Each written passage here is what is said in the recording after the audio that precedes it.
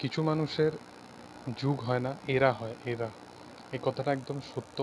যখন আজ থেকে 1 বছর আগে একটা মানুষের ছবি এসেছিল ঈদের সময়, এবং সেই ছবিটা একটা দারুণ লেভেলে বিজনেস করেছিল। ছবিটার নাম হচ্ছে চেঙ্গিস। এবং সেই মানুষটাকে এই ডায়লগটা যখন বলেছিল সে, তখন অনেকে এটা নিয়ে অনেক ক্রিটিসিজম করেছিল। আজকে বুমেরাং নিয়ে কিছু আপডেট এসছে, তো সেটা নিয়ে কথা বলার আগে একটা জিনিস নিয়ে বলতে চাই যে আমি বাড়িতে অ্যাকচুয়ালি নেই। তো সেই কারণবশত ভিডিওটা একটু সাউন্ডে প্রবলেম হতে পারে। তো যারা ভিডিওটা দেখছো তাদেরকে অসংখ্য ধন্যবাদ, একটুখানি অ্যাডজাস্ট করে নিও। বাই দ্য ওয়ে, যদি বুমেরাংয়ের আপডেট নিয়ে বলি, তো বুমেরাং ছবিটা এখনও অবধি, আমি বলেছিলাম যে মাল্টিপ্লেক্স চেন ওয়াইজ এই ছবিটা এখনও অবধি প্রায় 60 থেকে 70 লাখ টাকা মতো কালেকশন কিন্তু করে নিয়েছে, যেটা একটা হিউজ কালেকশন। এবং মাল্টিপ্লেক্স ওয়াইজ এই ছবিটা কিন্তু 1 কোটি বা 1.5 কোটির কাছাকাছি কিন্তু কালেকশন করলেও করে নিতে পারে। সেটা আমি এক্স্যাক্ট ফিগার এখনও অবধি জানি না। আর্লি এস্টিমেট বা আমার একটা অ্যাজামশন ওয়াইজ আমি যেটা মনে হচ্ছে সেটা আমি আপনাদের সামনে রাখছি। এটা হচ্ছে প্রথম।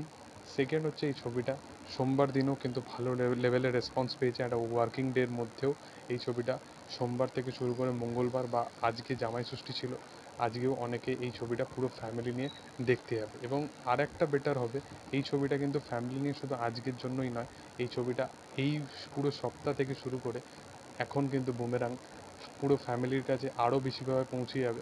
কারণ অনেক দিন পর, প্রায় আজ থেকে 2, 3 বা 4 বছর পর, বা হয়তো 5 বছর পর, জিতের লাস্ট কোন ছবি নন্দনে শো পেয়েছিল আমার সেটা মনে নেই, কিন্তু ফাইনালি জিতের বুমেরাং ফাইনালি মানুষের ওয়ার্ড অফ মাউথ বা ভালো ছবির যে ওয়ার্ড অফ মাউথ কতটা স্ট্রং হয়, যে সেটা কোনো পলিটিক্যাল কানেকশন সেই জায়গায় কাজ করে না।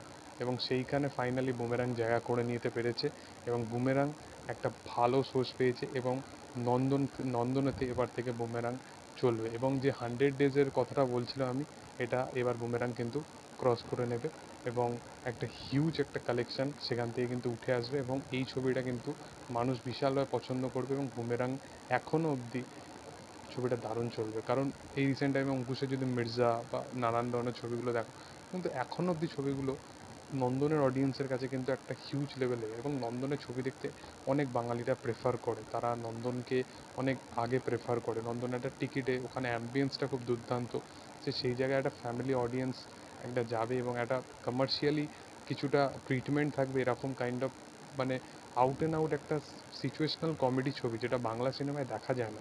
আমি সাইফাই জনরা বা ভিএফএক্স পোর্শন এই সমস্ত কিছু আমি সাইড করে, আমি এক্সট্রাঅর্ডিনারি কোনো কথাবার্তা না বলে, আমি নর্মাল শুধু কমেডির কথা যদি অনুযায়ী যদি বিচার করে দেখি, এরকম বাংলা ছবিতে কিন্তু সচরাচর কমেডি কিন্তু দেখা যায় না।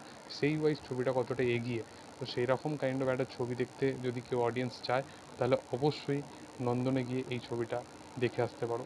তো যাই হোক, তোমাদের এটা নিয়ে কী বক্তব্য, কতটা এক্সাইটেড, অবশ্যই কমেন্ট সেকশনে জানাতে পারো। ভিডিও ভালো লাগলে অবশ্যই লাইক শেয়ার সাবস্ক্রাইব করে দিও।